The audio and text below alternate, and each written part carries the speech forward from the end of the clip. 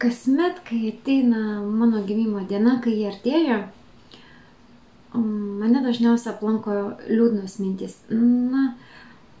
Aš manau, ne aš viena šiam pasauliu, kuri nemėgsta savo gimtadienio. Aš labai nemėgstu, nes kai būni tu mažas vaikas, tu lauki tų gimtadienių, tu vis kažko tikiesi. Na gerai, šiais metais nepavyko, šiais metais niekas neatėjo, kad ir kviečiau, šiais metais nieks man nepadovanojo dovanų, nors ir laukiau, bet tai tikrai vyks kitais metais. Ir kai tu esi maža mergaitė ir tu vis tikiesi, kažko tikiesi ir tos kasmet, kai mintis dūžta, tai tu ir užaugus kažkaip nelauki tų gimtadienių, tu nori kažkur pasikavoti, įsisprausti į kampą ir pragyventi tą dieną kažkur nuo visų pabėgusi, nes atsikelsiu rytoj, jau bus gimtadienis praėjęs ir niekas ir nebeatsimins, kad tai buvo tavo gimimo diena.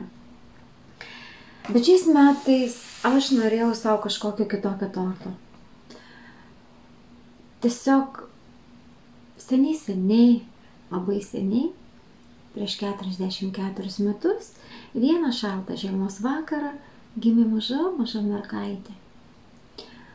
Gimė, augo ir vis galvojo, ką ji veikia šiam pasauly, kodėl ji čia ir kam ji čia reikalinga.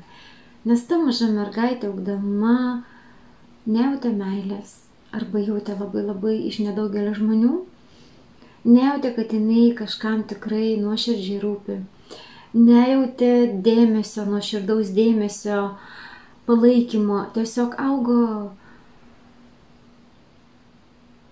kaip samana, tarp šių medžių, ne tarp medžių, bet tarp medžių šaknų, tarp akmenų, augo kaip samana, kurią mindžiojo,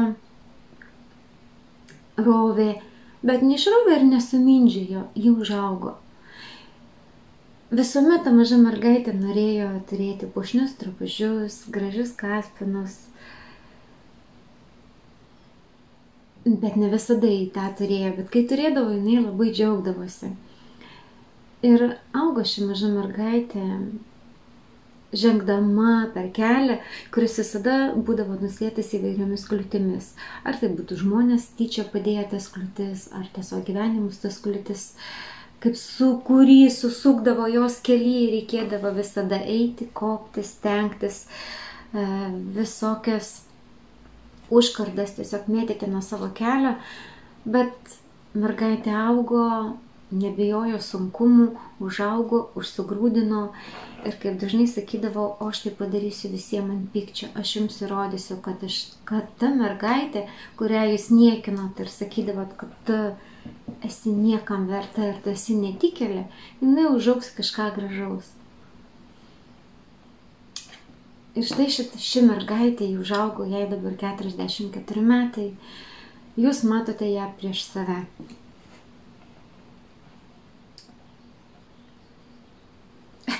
Ir ta maža mergaitė, tai ir aš visada save matydavau labai gražią, labai gražiai aprengtą.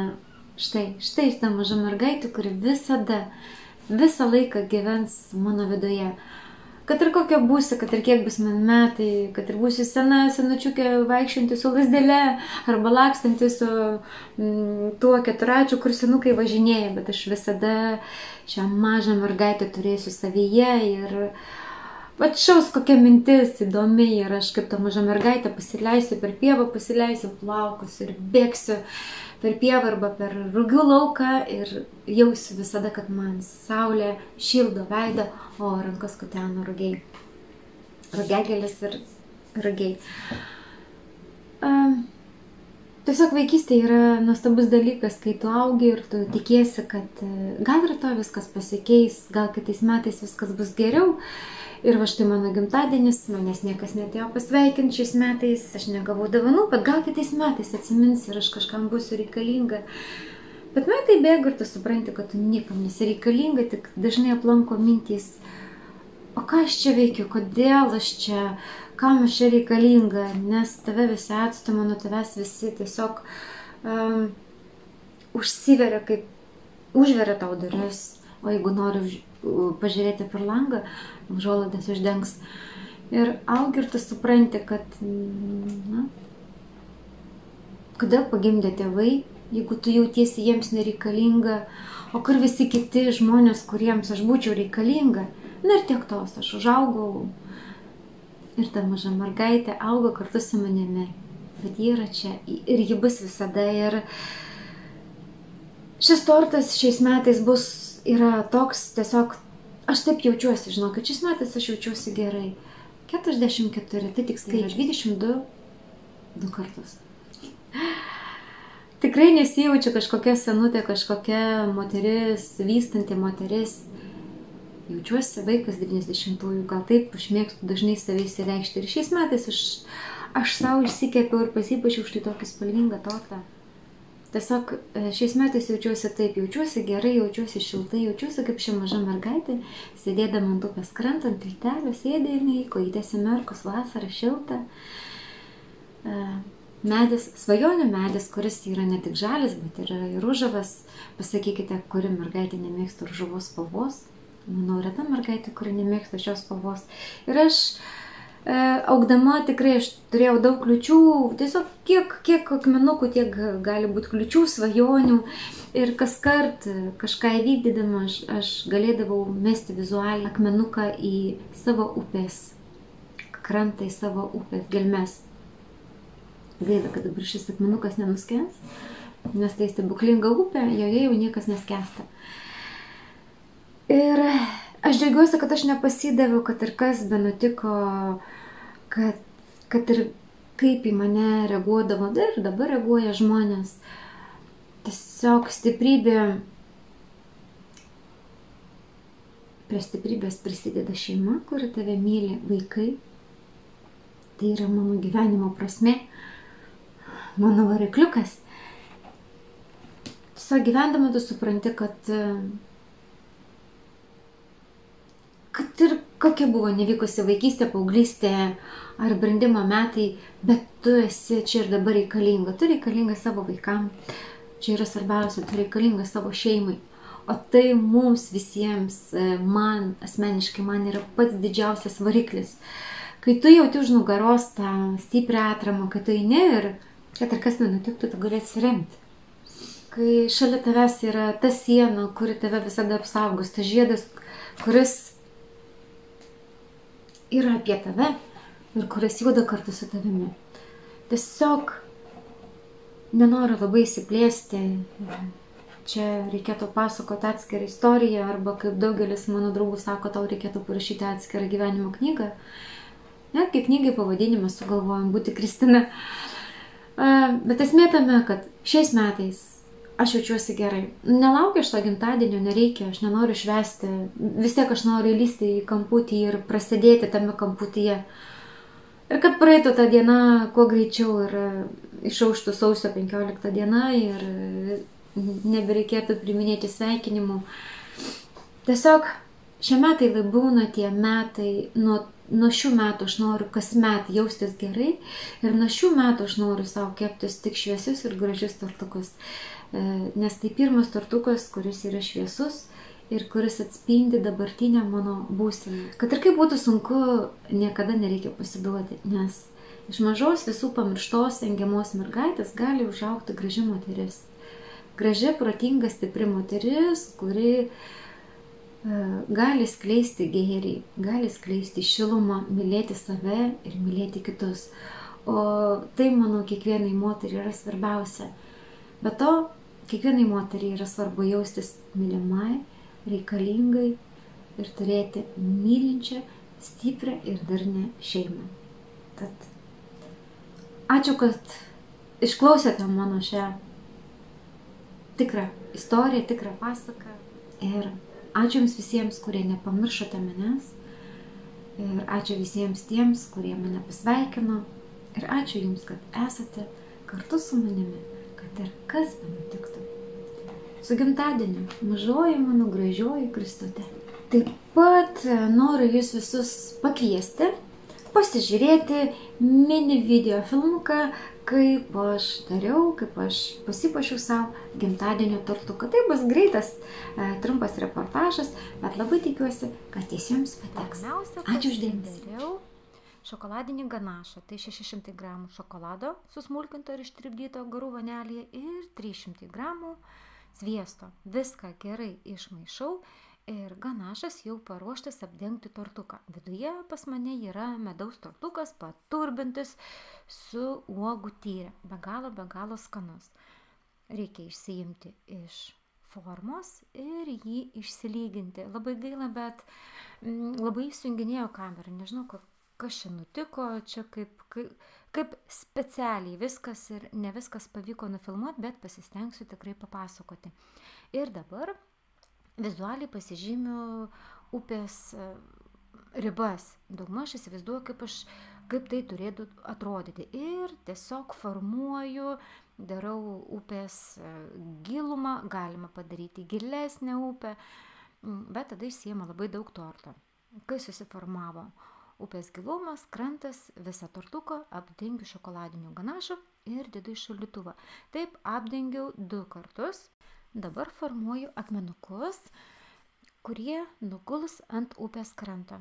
Ant ganašo įsilydžius šokoladą, baltą šokoladą, nudažiau geltonai, nudažiau žaliai ir va dabar jau pamatote, kad aš dugną tiesiog šepetėlio pagalba padažiau, taip pat apšnojau ant šokoladinio ganašo ir išėjo va toks grublus, nelygus upės dugnas. Tai yra bus mano ežero, mano upės gelmė. Ir dabar deduosi akmenukus. Taip pat akmenukus galima padaryti iš cukrinės masės. Aš dariau iš elastingo šokolado. Jį galima pasidaryti tikrai nesunkiai, 200 gramų šokolado ir 60 gramų medaus arba gliukozės.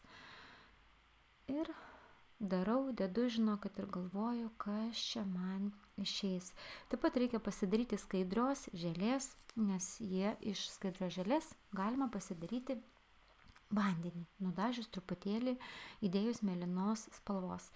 Ir dabar iš rudos cukrinės masės aš manau, kad man reikia pasidaryti tiltelį iš 3 rąstų, ant kurio tiltelio sėdės mano mažoji mergaitė, mano mažoji Kristutė. Pasidaro tai aišku labai lengvai, susiformuojam, įsikočioju ir kad pagaliukai priliptų prie cukrinės masės, aš tiesiog patepu vandeniu ir štai taip pakavoju pagaliuką ir po to peilio pagalba suformuosiu, imituosiu kaip ir medžio įtrukimus ir po to uždėsiu ant upės kranto, tai yra ant pačio torto viduriuko. Žinoma, kai dažysiu medį padarysiu iš balto šokolado elastingo, aš po to maistinius dažus atskiedžiu degtinę ir nudažysiu medį ir nudažysiu šiuos rąstus. Jie tada, žinokit, atrodo tikroviškiau. Ir va štai taip darau, tikrai yra nesudėtinga. Želatiną galima tikrai pasidaryti nesudėtingai, želatiną pasidaryti želė. Ir po to padarysime vandenuką. Formuoju, lankstau medį. Galima tai padaryti ir iš cukrinės masės.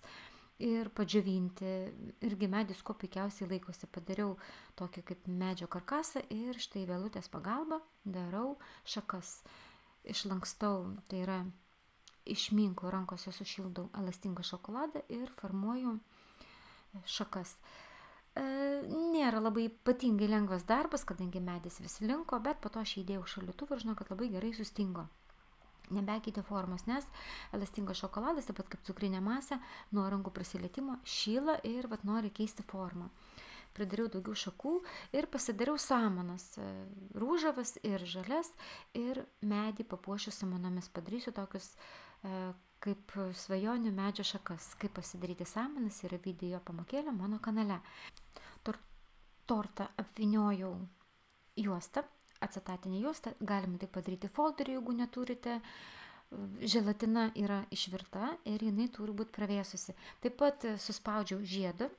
Tortas turi būti lygus. Jeigu jums nelabai išeina lygus, tuomet labai gerai apvyniokite maistinę plėvelę, tiesiog apačią sutvirtinkit, netgi galima pleistrų suklijuoti, tai yra peršviečiama izoliacija, kad neišbėgtų želatina. Nes želatina, kad ir vėsi, jinai išbėgs, jeigu bus tarpeliai. truputėlį užpilu ir mažas toks buvo plonas sluoksnis ir įdėjau šaldytuvą, kad pastingtų. Ir tik tada dapilsiu toliau būsimą upę. Dabar įsodinsiu savo mažą kopiją, mažąją kristutę ant tiltelio, truputėlį šokoladinių ganašų, patepiau sijonuką, kad figūrėlė labai gerai tvirtai atsisėstų ant tiltelio. Štai jinai taip sėdi prie savo svajonių medžio mažoji figūrėlė ir dabar užpyliau likutį želatinos. Tiesiog apsėmė kojytes, vaizdas, matote, jau pravėsusi, sustingusi želatina. Štai toks vaizdas. Nuėmiau žiedą ir nuvalau likučius želatinos. Aišku, ir man truputėlį išbėgo želatina skysta, nes neužtvirtinau pado ir žiedo. Ir dabar atsargiai reikia nuimti acetatinę juostą. Tai darykite labai atsargiai, nes gali likti ypač želatinos gabaliukų ant juostos. Bet viskas gerai siejama, tortukas gan gerai išlygintas. Kartais būna, kad, kaip sakau, tortukas verkia. Želatina gali kažkur patyšti, paskysti, ypač jeigu liečiasi su cukrinės masės detalėmis. Ir dabar dar kai kur tiesiog aptepu detalės, gal kažkur sunkėsi, želatina nori išbėgti ar kas, tai tiesiog taip galime sutvirtinti, padailinti tortuką šokoladinių ganašų. Ir vaizdas yra toks ir dabar belieka pagražinti patį krantą. Dar dabaigti medį nudažyti, nes dažiau medį, kai jisai buvo jau supiltas želė. Ir vėl šokoladą išsitirpdžiau baltą, nusidažiau ir štai taip, lygiai taip pačiai ir dugną dariau. Tiesiog taip patapšnodama, pabaksnodama, dariau vizualiai formą, kad atrodytų kaip samanos, kaip žolytės. Ant jos pasidarysiu iš cukrinės masės gėlytes. Ir samanos, kaip ir sakiau, šių samanų galite rasti receptuką mano šiame YouTube'ės kanale. Ir dabar telieka dadėti detalės. Ant medžio tvirtinau ištirpdintų šokoladu samanas. Tai tikrai nebuvo sudėtinga, bet to medis dar buvo toks pusiau lipnus, nes dažai šaldytuve nelabai nori išdžiūti. Tiesiog geriausia buvo, reikėtų padaryti medį, nudažyti ir tik tada sodinti ant tortuko. Aš tokį medį dariau pirmą kartą. Tai, žinot, darai, eksperimentuoji ir po to pats mokiniesi iš savo klaidų. Brangus mano žiūrovai, tikiuosi mano tokia chaotiška video reportažas jums nors kažkiek bus naudingas, nors kažkiek gavote informacijos, kaip galima nesudėtingai pasidaryti štai tokį tortuką, pasidaryti, išskobti formą, supilti želatiną. Želatiną darykite stipresnę.